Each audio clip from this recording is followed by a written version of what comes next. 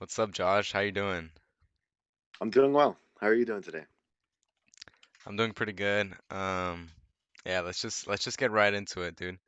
So you dropped your But album, iLab, 3 days ago. How's that? How do you feel? How do you feel about it? I feel very good. Um, I think the critical reception was way better than I ever expected, and I'm genuinely thankful. So I've been in a good mood for these past 3 days. Oh yeah? Yeah, so I'm looking at it right now. You got 150 views and 20 likes. Me personally, Yeah, I did not think you would get 150 views. Oh shoot. I think that's pretty good. yeah, yeah. It's surprising to say the least. I mean, I think the biggest thing. Well, actually, I'll, I guess I'll just go into that. The big thing is that school server. It was advertised there, and I think that had a lot of reach, and that was very helpful with the advertising. Who was the one who it was Crystal, right? She like said, Yeah, yeah, Crystal. Yeah, she. I messaged her because what I wanted to do was there was like a general channel in that server, and I just wanted to post that and be like, "Hey guys, please check this out if you'd like. I'd appreciate it." And I asked her because she's an admin, and she was like, "Oh, I'll put that in the morning announcements tomorrow." And I was like, "Yo, that's dope. Thank you." And so I just sent her the picture, or not the picture, excuse me, the link of the album and like a little excerpt that I wrote regarding it. yeah, yeah, that was really nice of her. So shout out Absolutely. Crystal. Heck yeah. Thank you, Crystal. Yeah. So what got you like into making music, like overall, not just this album, just music, period. Okay. I think the first time I really started appreciating music was back in elementary school, specifically fourth grade, because we had like a music class, and this cellist came over with his cello, Mm-hmm. and I don't remember what he played specifically. I think he played like Star Wars, some of the cello suites by Bach, and Yeah. that I became interested. I was like, yeah, that's really cool, and so for a little bit, uh, I didn't really have a taste of music back then, and you could argue I still don't, but it's whatever. Anyways, um, middle school. That's whenever you had to choose what instruments, like whether you're gonna do band, choir, orchestra. And I was like, yeah, I thought the cello was cool, so I'm gonna start doing that.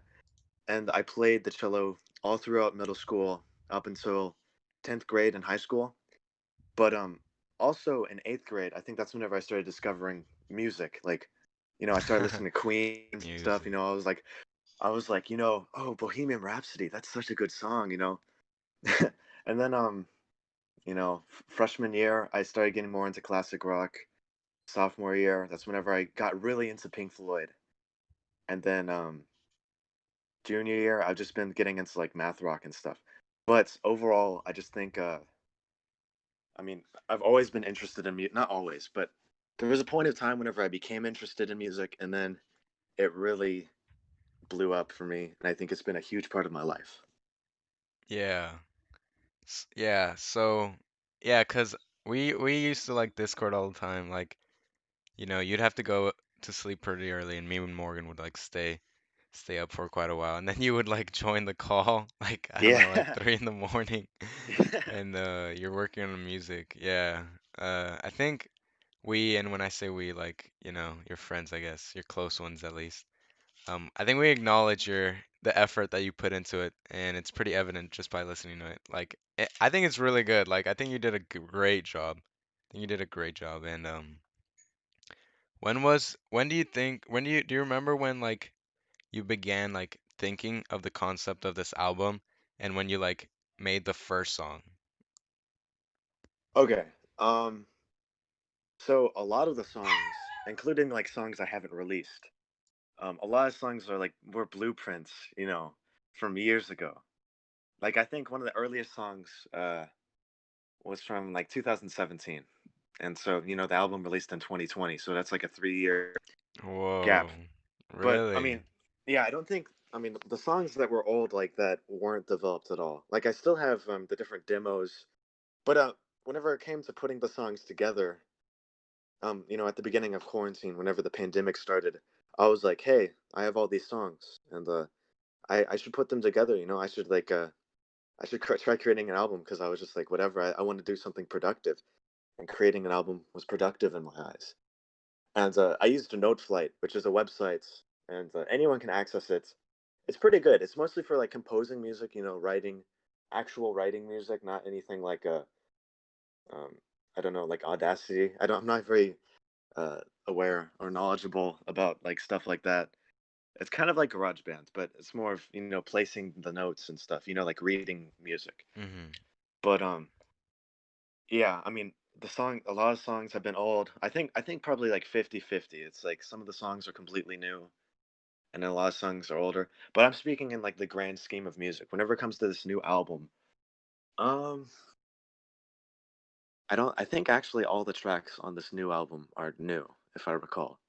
Actually, no, the sec no, I don't know. What do I you don't mean by that? remember. What do you mean new? Like you made those like this year? Well, so like the first track, Haste, I made that this year. I made that during quarantine. And then the second track, Sleepy, I also made that. The third track, I love that Nonsensical, I song. also made that. Oh, I'm glad you think that. Nonsensical, I made that during quarantine. And then the next track is Melancholic Jaunt. I also made that during quarantine. And then there's Strong, which I also made during quarantine. Actually, wait, no, I think that one Strong is a little older. I think that one is like 2018. But then Whoa, wow. the final track is like it's a Sad Dream, which that one is it's like a month old. So it's probably the newest song. But as you can tell, like all these songs, they're relatively new. And so a lot of my older tracks that I haven't released yet, I just haven't released them, which I do plan to release them soon, uh, within the next album. Okay, that's so what's like how's the process through this album? Like what emotions were you feeling? Was it do you think it was easy? Do you think it was difficult? Like how was it? How was that? Starting off, you know, I just kind of went the demo route where I would go one demo at a time. I would get the songs together. I'd put them together, no matter whether they were complete or incomplete, and I would just see how it was. And basically, for a long time, pretty much the entire time, I had a trilogy of songs that I had like connected together, and it was like a trilogy called Melancholic Jaunts, which that's one of the songs on the album.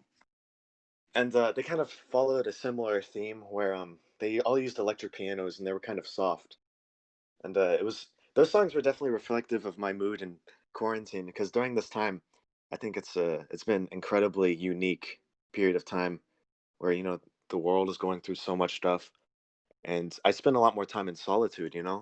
So I mean, it's kind of cliche in the way it like evokes sadness, but I think it's true to how I felt. And of course, there was originally three parts to it, but now I've kind of split it up and dismantled some parts. But I never delete my music. I always want to keep it just for. I mean, I think whenever it comes to the music, I'm just making the music for myself, and that's a huge part of the process. The reason I want this music is because I want, 30, 40 years, I want to look back at it and I want to be proud of what I made, which I'm trying to mean this in like a humble way. Like, you know what I mean? Like, I Yeah, just want to yeah. look. I want to take pride in something I did while I was a teenager. And Yeah, I think you're doing a good job thank so you, far. thank you. Now, whenever it comes to like the actual process, I would I did a lot of experimenting. I tried seeing like what rhythms would work, what kind of chords work together. I'd put them on note flights, kind of mess around with them. I'd spend a long time just getting down the basics of the song, and then I would upload them to SoundCloud, which I would have the tracks private on SoundCloud.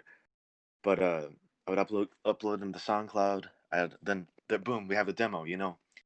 And I just kind of go from there. And eventually, roughly like I'd say 3 months ago, I bought this software called WavePad, and that's whenever I can plug in my songs and add on these different effects. And I'm really thankful that I got it because it created this whole new sense of depth to the songs, in my opinion, where I could plug them in, then I could add all these effects, whether it's reverb or echo, or I can just structure the songs better so they sound better. And so, I mean, it just kind of comes down. I make the song, I upload them to SoundCloud, then I experiment them with WavePad, and then we got ourselves a demo, and then I just kind of continue with that. I try seeing what I can make better, or I make new songs. You know? Yeah. Um, so I know you pretty well, right? I think so. Um, Yeah. I know the music you listen to, but if you could name a few, which artists or maybe bands influence like this or this album or your sound like as an artist? You know, what Mm, inspired you? What influenced you? Was it a movie or was it like an album, a song, an artist? that's a good question. My music's completely different from his, but there's this artist named Sleepy Dog, and I've been pretty much listening to all of his music during quarantine. You know, like I went through every single EP, every single album, every single single, Mm-hmm.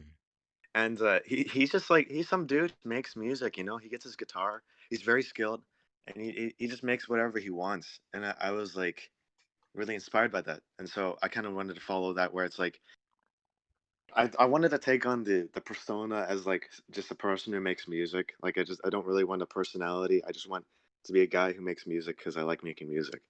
And so he Yeah. was a huge part of it. And then obviously like if you know me, you know I'm a huge fan of like Radiohead.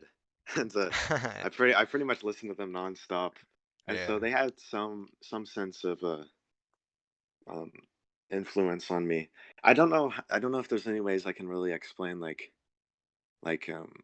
any obvious ways, but yeah, I just love their music. So Mm-hmm. I mean, I guess they're a big part of it. Yeah, that's And totally fine. yeah, uh, I guess maybe a little bit of Chan. I mean, I'm not good at making math rock at all, but I do like how they have they experiments with time signatures and stuff. So I did kind of want to mess around with like how the music sounds to your ear, like with the song specifically "Haste." In the last third of the song, there's like this drum beat going on, and you can hear these I forgot what instrument it was. It's some kind of MIDI instrument, but it's playing in it's like conflicting with the actual beats.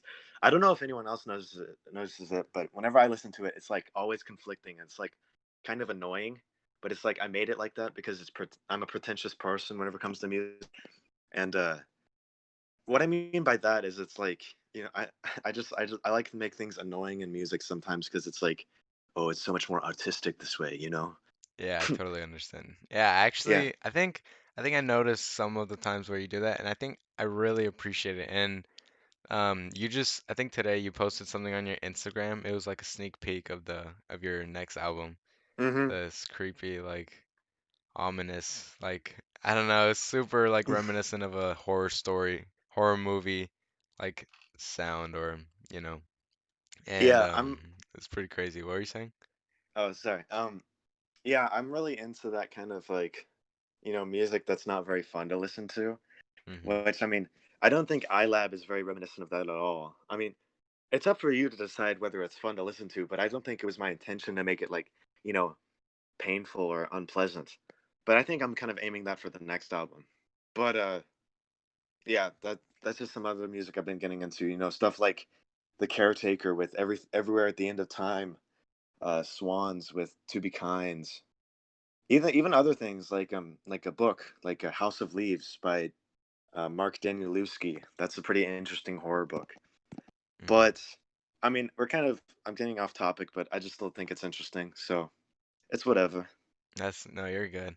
But back to your influences. You said Sean, and you said it doesn't really like sound like your sound or whatever.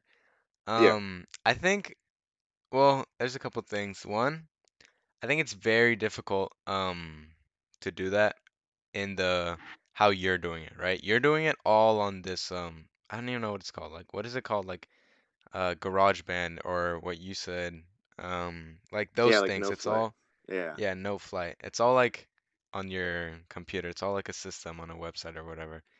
And yeah, you're like right. those guys, they just like actually play the instruments and whatnot. You're like Tame Impala, but with just like your computer or whatever. I think that's so cool. Like you're using everything to your advantage, and that's really awesome.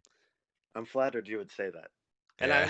I understand what you're saying too, because Yeah, I am doing everything on my computer.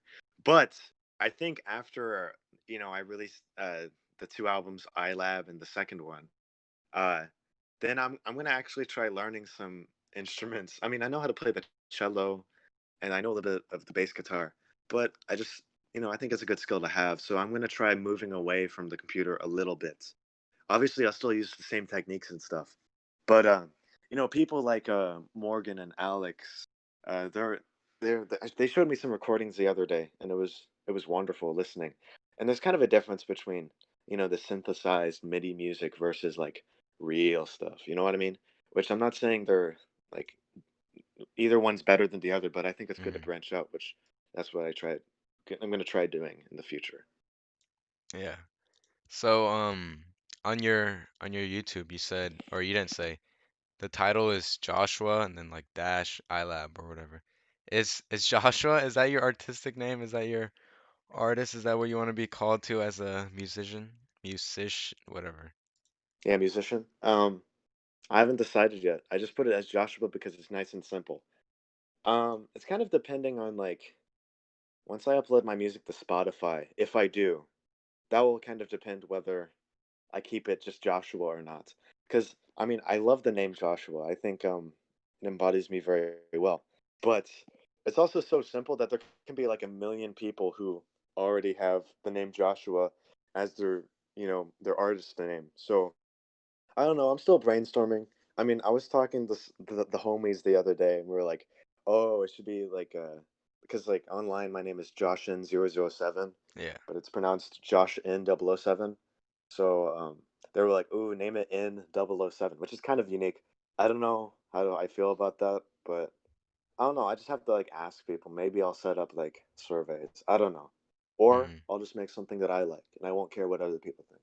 It Yeah, depends. I'm that's kind a of, I'm kind, yeah, I'm chilling whenever it comes to that. yeah. Yeah, I think like you said, do what you like, you know? Yeah, Um, I think me personally, I think N007 sounds pretty dope. yeah, I N007. agree. It Yeah, looks it cool is pretty too. cool. It's like an Yeah, element or something, yeah, you're right. right? It's from the new periodic table element in Yeah. 007. So this album cover, bro. Tell us about this album cover. All right. A big part of the album cover before it was made was I kind of messed around with pictures and like I would take these random pictures of like the ceiling or like the grass, and then I would put them in editing on my computer. I'd like overexpose them all hell, and so they'd like look really psychedelic and weird. But I wanted so there's this band called Giraffes, and they're like a math rock band, and they have the craziest album covers ever. Like they have these like super psychedelic and insane album covers. Honestly, I recommend their music too. They're awesome. They're one of my favorite bands. But I wanted to go for something like that. I have no idea why, really. I mean, I just I'm just like some teenager who likes psychedelic imagery, so I just wanted my album cover to be like that. And so I reached out to Alex Barajas, and I was like, "Hey, um, do you want to collaborate with me? And like, do you want to make an album cover?" And he said, "Sure." And so it took him a few weeks to make, and this was the end product. I Mm. wanted I don't know if I explained it to him very well, but I'm very happy with the end product. I just hope I didn't confuse him very much because I was like, yeah, so I wanted to go along like you listen to the album, which it wasn't even complete at the time, but I was like, yeah, you should listen to the album, and then you can kind of like make these crazy images in your head, and then could you like translate them to paper? And he's like, yeah, sure. And I feel like, you know, I'm always kind of like vague whenever I explain things, but I think he did a wonderful job. I think there's one of the faces on the album cover. Let me see. It's like one of the circles. It's kind of centered a little bit to the left, and it's like this terrifying looking face. He actually based that off of a face that I made once, which I think is pretty funny. Yeah. And it's also kind of like I wanted to say like in the future, I just kind of want to be like, oh, someone's like, oh, how'd you make that album cover? And I'll be like, oh, my friend Alex made it. I commissioned him to make it, and it's all about those little details. I wanted to add some details to the story behind the album. Oh, okay. Well, basically, like, what's next for you? Like, you indicated a new album coming out, right? You're still working on music. What's next for Hmm. you? I'm gonna finish the album, then I'm gonna release it, and then I'm gonna look towards film because that was something I was working on before music. And I think at the beginning of 2019, or no, 2020, yeah, 2020. Sorry, my memory's mumbled. But at the beginning of 2020, I was talking to Morgan. We were working at Cinemark. It was like January, and I was like, you know what? I'm gonna make a movie. And so I've been working on that a little bit. Now, obviously nowadays, like with quarantine and such, I've kind of halted that and I've just been working on music because it was something I was interested in at the time. But I think after I finish this next album, then I'll start looking towards screenwriting and stuff, which I don't know if I really can explain the details for the movie right now, but yeah, I'm gonna try. I think my main goal is I want to finish it before I turn 20. So that'll give me like 2 years to make it. Wow, amazing. Thank you very So much. those are all my questions. If you have anything to say, now's your time, buddy boy. All right. What's your favorite color? Like a dark blue. Dark blue. That's very nice. Yeah. My favorite color is orange. Um, I didn't ask, but All all right, bye y'all. Have right. a Peace out. stream Joshua on Spotify N007. Thanks for watching.